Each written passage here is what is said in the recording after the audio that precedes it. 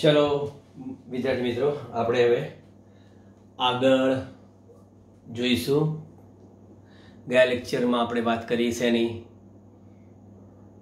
વિદ્યુત કોષ, એનું વિચાલક બળ, એનો ટર્મિનલ વોલ્ટેજ, એનો આંતરિક અવરોધ, આ બધી ચર્ચા કરીને ટર્મિનલ વોલ્ટેજ અને વિચાલક બળ વચ્ચેનો સંબંધ દર્શાવતું સૂત્ર V બરાબર E માઇનસ IR મેળવ્યું હતું. પણ એ સૂત્ર તો જ સાચું ઠરે કે જ્યારે કોષ સતત વપરાશમાં હોય, ડિસ્ચાર્જ થતો હોય ત્યારે. પરંતુ જો આપણે કોષને ચાર્જ કરવાની વાત કરીએ તો V બરાબર E પ્લસ IR થાય. હવે આપણે એક કોષથી સેટિસ્ફેક્શન નથી મળતું, એટલે આપણે શું કરીએ કે એક કોષ સાથે બીજો કોષને જોડીએ, એને કહેવાય કોષોના સંયોજન. કોષોના સંયોજનમાં આપણા કોર્સમાં કોષોનું શ્રેણી જોડાણ અને કોષોનું સમાંતર જોડાણ છે. પરંતુ આપણે કોમ્પિટિટિવ લેવલે જ્યારે લેક્ચર્સ લઈશું સ્પર્ધાત્મકના JEE ને નીટ માટેના, એમાં હું તમને મિશ્ર જોડાણની પણ સમજૂતી આપીશ કે કોષનું મિશ્ર જોડાણ થાય તો શું, અમુક શરતોને આધીન એમાં અમુક સૂત્રો બને છે, એની ચર્ચા પછી કરીશું. અત્યારે આપણે NCERTના સિલેબસ પ્રમાણે જોઈએ તો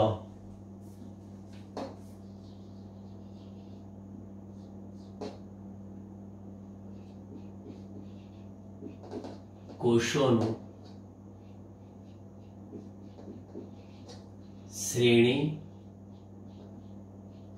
જોડાણ. કોષોનું શ્રેણી જોડાણ કોને કહેવાય? આપણી પાસે એક કોષ છે કે જેનું EMF E1 છે અને આંતરિક અવરોધ R1 છે. એની સાથે એનું EMF E1 અને આંતરિક અવરોધ કેટલો? R1. એની સાથે બીજો કોષ એવી રીતે જોડ્યો કે એના ઋણધ્રુવ સાથે આ ધનધ્રુવ.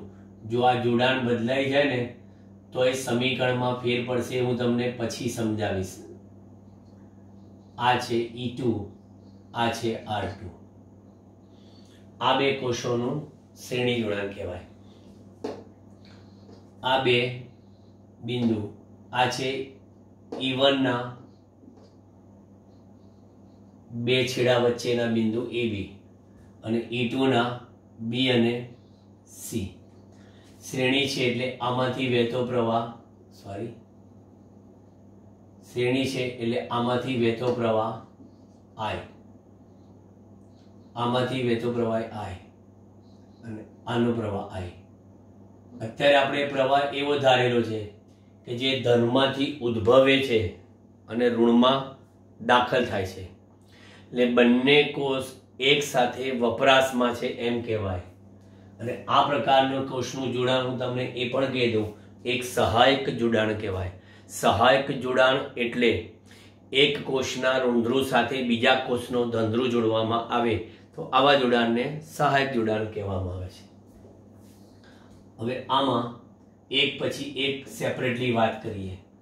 સૌથી પહેલા A અને B બિંદુ વચ્ચેનો વિદ્યુત સ્થિતિમાનનો તફાવત VA માઇનસ VB. આ બંને વચ્ચેનો વિદ્યુત સ્થિતિમાનનો તફાવત VA માઇનસ VB બરાબર કેટલા? તો કે એ કોષનું વિચાલક બળ ઓછા I ઇન્ટુ R1.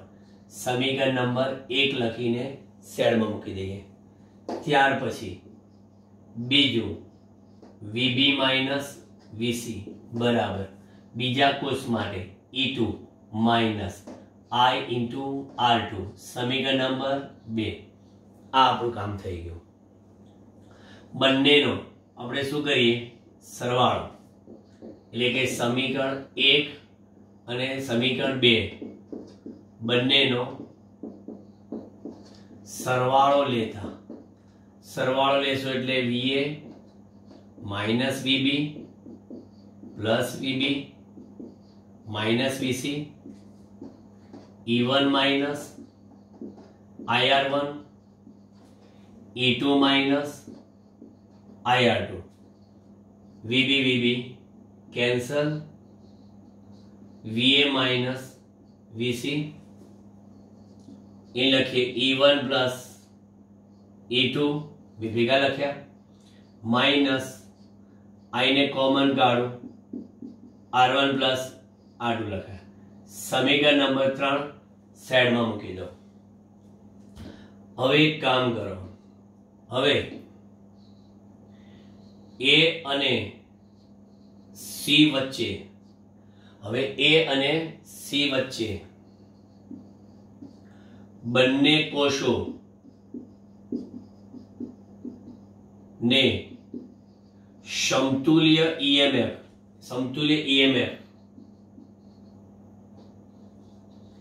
EEQ ધરાવતો અને REQ આંતરિક અવરોધ વાળો વિદ્યુત કોષ લેતા, એટલે આ રીતના એ જ બિંદુ આપણું C અને આ બિંદુ A અને આ જ પ્રવાહ I, EMF E ઇક્વિવેલન્ટ અને ઇક્વિવેલન્ટ આંતરિક અવરોધ REQ. તો આના માટે શું લખો તમે? VA minus VC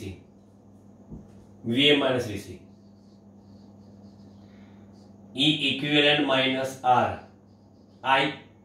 equivalent. શું કહી શકો? બોલો. એવું કહી શકો કે સમીકરણ નંબર 3 અને સમીકરણ નંબર 4 પરથી વિદ્યુત સ્થિતિમાનના તફાવત VA માઇનસ VC બરાબર પરથી E ઇક્વિવેલન્ટ કેટલા મળ્યા? E ઇક્વિવેલન્ટ બરાબર E1 પ્લસ E2. શ્રેણીમાં જોડેલા કોષો માટે સંયોજિત એવું EMF કેટલું? દરેક કોષના EMF ના સરવાળા જેટલું. આગળ જતા આપણે એવું કહીશું કે EMF ના ખાલી સરવાળા નહીં, બાહ્યિક સરવાળા જેટલું. કારણ કે આપણે અહીંયા આ કન્ડિશનમાં નેગેટિવ સાથે પોઝિટિવ છે એના માટે જ છે આ સાચું. અને R ઇક્વિવેલન્ટ કેટલો? R1 plus R2. વ્યાપક રીતે જઈએ તો E ઇક્વિવેલન્ટ બરાબર E1 plus E2 plus E3 plus EN and R equivalent બરાબર R1 plus R2 plus R3 plus RN. Condition આમાં એક યાદ રાખજો કે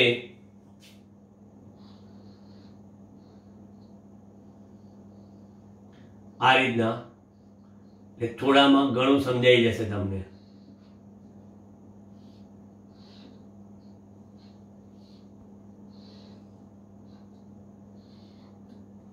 plus minus E1 E2 I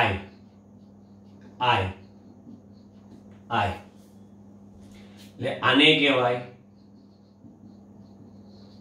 કોષોનું સહાયક જોડાણ.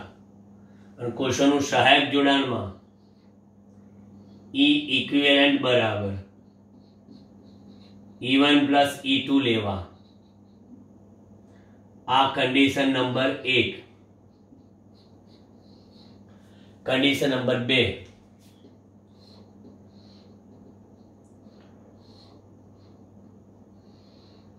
ધારો કે આમ આ E1 આ E2 આવી પરિસ્થિતિ આવે તો શું કરશો તમે? તો આ રીતના બરાબર, આ રીતના એટલે આ I પ્રવાહ પણ E1 ઇઝ ગ્રેટર ધેન કેવા? E2. એટલે એમ કહેવાય કે આ કોષ ડિસ્ચાર્જ થાય છે અને આ કોષ ચાર્જ થાય છે. બરાબર, આ કોષ શું થયો? ડિસ્ચાર્જ, અને આ કોષ ચાર્જ થાય. બરાબર, તો માટે આવા સંજોગોમાં E ઇક્વિવેલન્ટ કેવા લખાય? E1 minus E2. કન્ડિશન ખાસ યાદ રાખજો કે E1 માઇનસ E2 ક્યારે? E1 is greater than E2. આ તો સરવાળો જ છે. અને આને કહેવાય કોષોનું કેવું? કોષોનું વિરોધક જોડાણ. કોષોનું આ સહાયક જોડાણ, અને આને કહેવાય કોષોનું વિરોધક જોડાણ. આ તમને મેં કમ્પ્લીટલી શ્રેણી જોડાણની સમજૂતી આપી દીધી. કોષોના શ્રેણી જોડાણની વિસ્તૃત માહિતી પૂરી પાડો તો અમે તમને વિસ્તૃત માહિતી પૂરી પાડી. કોષોનું શ્રેણી જોડાણ, આ બે કોષોની જે પરિસ્થિતિમાં જોડ્યા છે એ સહાયક સ્થિતિમાં જોડ્યા છે, પણ જો આવી રીતે વિરોધક હોય તો કોઈ એકનું EMF નેગેટિવ થાય.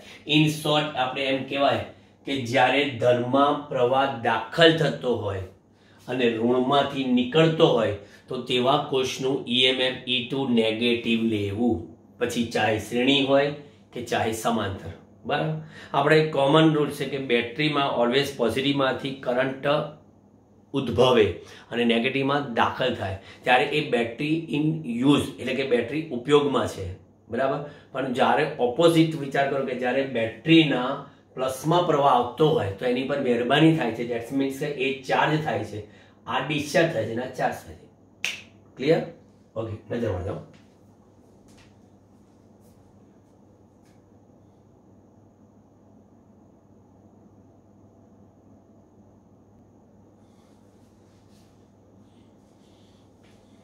ચલો હવે કોષોનું આ થોડું સમજવા જેવું છે. સમાંતર જોડાણ થોડું ધ્યાન રાખવા જેવું છે. કોષોનું સમાંતર જોડાણ કોને કહેવાય? આપણી પાસે હવે આ રીતના કોષ છે, આવડા મોટા કોષ છે. ઓકે, કઈ વાંધો નહીં.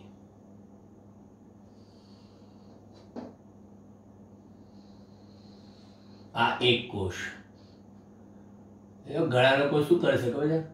કોષ દોરે ને તો એને ખુદને ખબર ના હોય કે મેં કોષ દોર્યો છે કે કેપેસિટર. ધ્યાન રાખજો કે કેપેસિટર જેવા કોષ ના દોરતા. એક પોઝિટિવ ને બીજો નેગેટિવ નાનો જ બતાવજો, કે બેવ સરખા બતાવી દો ને તો શું થઈ જાય? કેપેસિટર બની જાય. આનો આંતરિક અવરોધ R1 ને આનો આંતરિક અવરોધ R2.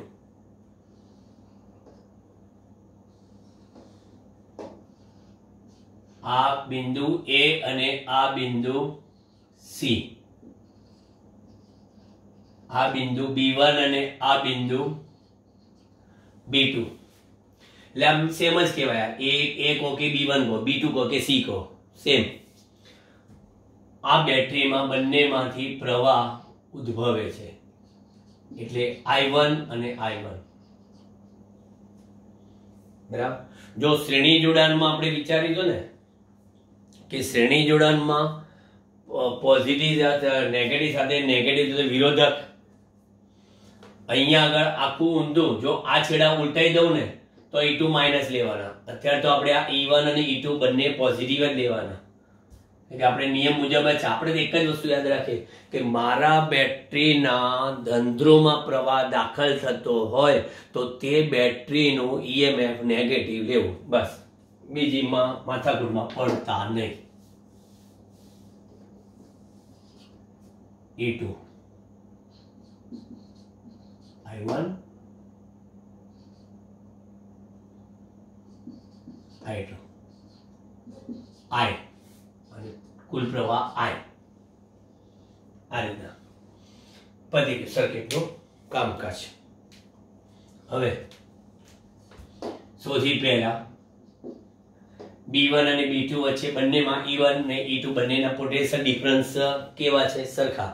Potential difference same. એટલે આપણે કે વી સમતુલ્ય હશે VB1 માઇનસ VB2 બરાબર E1 minus I1 into R1. સમીકરણ number 1.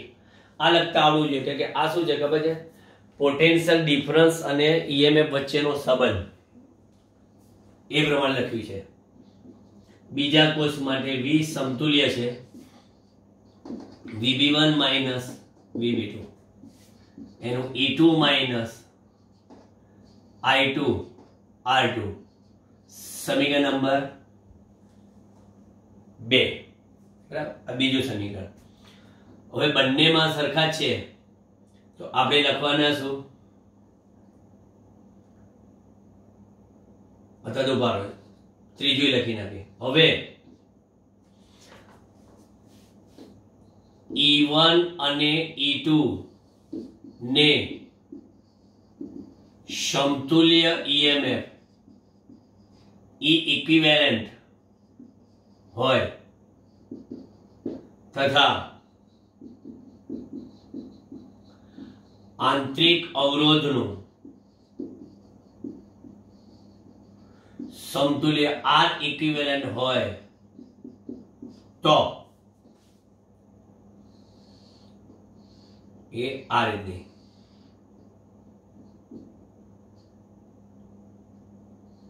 E equivalent R equivalent. ખબર છે કે આ પ્રવાહ આપણો કયો છે? I. અને આ A અને આ C. I પ્રવાહ I. તો અહીંયા તે V સમતુલ્ય છે VA માઇનસ VC બરાબર કેટલા? E equivalent minus I R equivalent.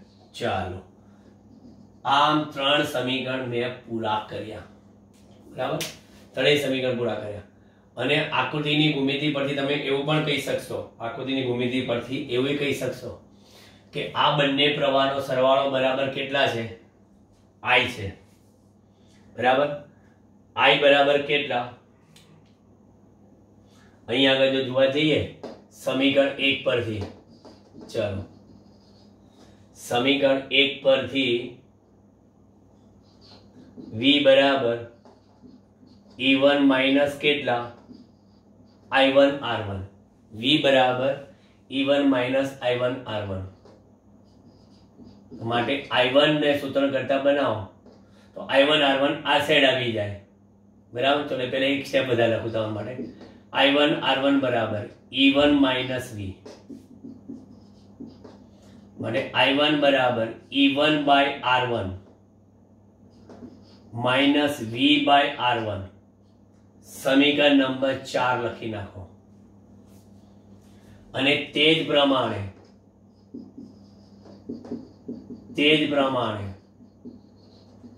સમીકરણ 2 પરથી લખો I2 બરાબર E2 by R2 minus V by R2. સમીકરણ નંબર 5 સેમ I2 R2 બરાબર E2 માઇનસ V કરીને. બરાબર, હવે I બરાબર કેટલા? I1 plus I2. આ બે પ્રવાહના સરવાળો બરાબર કુલ પ્રવાહ થાય. બંને બે કોષોએ ભેગા થઈને આપણે સર્કિટમાં કુલ પ્રવાહ I આપ્યો. તો I બરાબર I1 પ્લસ I2. તો માટે I બરાબર I1 એટલે E1 upon R1 minus V upon R1 પછી વત્તા E2 upon R2 minus V upon R2. માટે I બરાબર E1 અપોન R1 વત્તા E2 upon R2 minus V into બ્રેકેટમાં શું લખો? 1 અપોન R1 વત્તા 1/r2 લખી શકાય. હવે એક કામ કરો, આના v જોડે કમ્પેરિઝન કરવા માટે આ v ને આ સાઈડ લઈ આવો, એટલે v ઇન્ટુ 1/r1 1/r2 બરાબર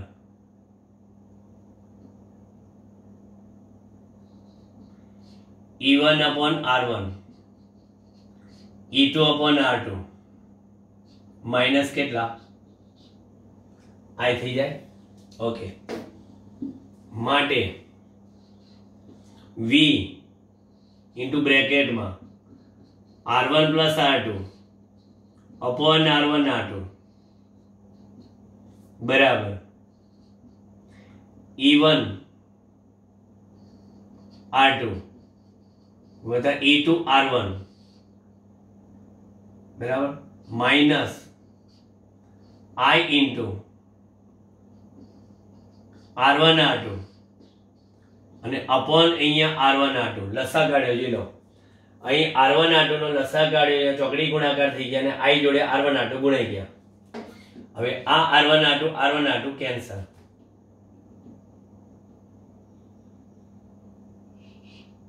તો v બરાબર શું થશે? E1 r2 E2 r1 ભાગ્યા r1 plus r2 minus I into r1 r2 upon r1 plus r2. આ સમીકરણને શું કહી દઈએ આપણે? 6. હવે તમે 6 અને 5 ને 3 ને કમ્પેર કરો આની સાથે. સમીકરણ નંબર 3 અને સમીકરણ નંબર 6 પરથી સમતુલ્ય EMF E ઇક્વિવેલન્ટ બરાબર કેટલા થશે?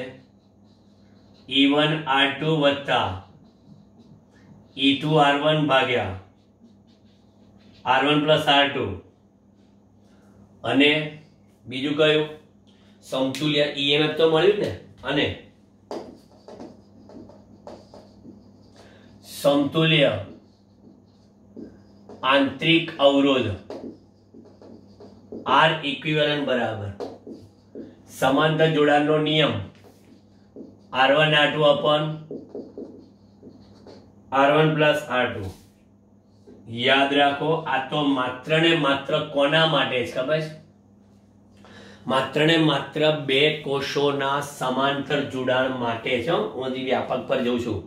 બે કોષોનું સમાંતર જોડાણ કરવું હોય ને તો એના માટે છે આ, કે આ R ઇક્વિવેલન્ટ બરાબર R1 R2 upon R1 plus R2 અને E ઇક્વિવેલન્ટ બરાબર E1 R2 વત્તા E2 R1 ભાગ્યા R1 plus R2. આમાં E2 નેગેટિવ ત્યારે જ લેવાય, આમાં E2 નેગેટિવ ત્યારે જ લેવાય જ્યારે તમારા E2 જે કોષ છે ને એના રુધિરમાંથી પ્રવાહ ઉદ્ભવતો હોય અને ધનધ્રુવમાં પ્રવાહ દાખલ થતો હોય તો જ. આ કન્ડિશન ધ્યાન રાખજો. જોઈ લો ઇક્વેશન.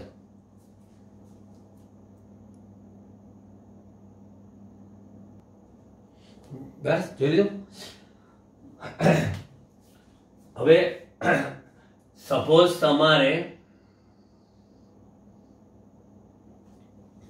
અહીં આગળ વ્યાપક રીતે જોયું હોય, આ ઇક્વેશનમાં વ્યાપક રીતે 1/r ઇક્વિવેલન્ટ જોઈતું હોય તો 1/r1 વત્તા 1/r2 વત્તા 1/r3 વત્તા 1/rn. એ તો સમાંતર જોડાણ માટે તો અવરોધનો તો ફિક્સ જ છે. પરંતુ આમાં એક કામ કરો, આમાં E ઇક્વિવેલન્ટ અને R ઇક્વિવેલન્ટ નો સરવાળો કરો. સોરી, આ E ઇક્વિવેલન્ટ અને R ઇક્વિવેલન્ટ નો ભાગાકાર. સોરી, E ઇક્વિવેલન્ટ અને R ઇક્વિવેલન્ટ નો ભાગાકાર. હવે આનો ભાગાકાર કરશો ને તો E1 R2 વત્તા E2 R1 R1 plus R2 R1 R2 અને R1 પ્લસ R2 એટલે R1 પ્લસ R2 તો ઉડી ગયા, બરાબર. એટલે આના કેસમાં E1 upon R1 વત્તા E2 upon R2 વત્તા E3 upon R3 વત્તા En upon Rn. કન્ડિશન માત્ર આ જ પરિસ્થિતિમાં પોઝિટિવ એવા n હોય તો એ બધા માટે આ રીતે જવાનું. પણ જો કોઈ એકાદ કોષના પોઝિટિવમાં પ્રવાહ દાખલ થતો આવે તો એનો EMF અહીંયા આગળ નેગેટિવ લઈને ચાલવાનું. બરાબર. એટલે ઇન શોર્ટ તમે અહીંયા આગળ E equivalent upon R equivalent બરાબર એવું કહી શકે કે sigma EI upon RI, where I is 1 to n and R માટે કેવું હોય, કયું R માટે એટલે સોરી 1 upon R equivalent બરાબર sigma of 1 upon RI, I equal to 1 to n. ખાસ સમાંતર જોડાણ યાદ રાખજો, કારણ કે આ જ એક થોડું ટિપિકલ છે, બાકી શ્રેણી તો સાવ ઈઝી છે અને એક્ઝામ્પલ માટે આ યાદ રાખજો. હવે સ્પર્ધાત્મકના કોમ્પિટિટિવના જ્યારે લેક્ચર્સ લઈશું તમારે ત્યારે હું તમને ખાસ કયું બતાવીશ, મિશ્ર જોડાણ યાદ કરાવજો. પણ કારણ કે એ બધા લેક્ચર્સ આપણા લાઈવ આવવાના છે, નોટ યુટ્યુબ રેકોર્ડિંગ, એ બધા લાઈવ છે. એટલે એમાં તમારે મને કહી દેવાનું કે સાહેબ પેલું મિશ્ર જોડાણની તમે કોષોમાં વાત કરતા હતા, હું તરત જ તમે કોષના મિશ્ર જોડાણની વાત કરીશ. અને એ મિશ્ર જોડાણની એક ખાસિયત છે, પણ હું અત્યારે એ ખાસિયત બોલીશ નહીં કારણ કે કન્ફ્યુઝન થશે. અત્યારે માત્ર ને માત્ર યાદ રાખો કે જુદો EMF ધરાવતા કોષોના મેં શ્રેણી જોડાણની વાત કરી, જુદો EMF ધરાવતા કોષોના મેં સમાંતર જોડાણની વાત કરી. બસ, બીજી બધી માથાકૂટ નહીં.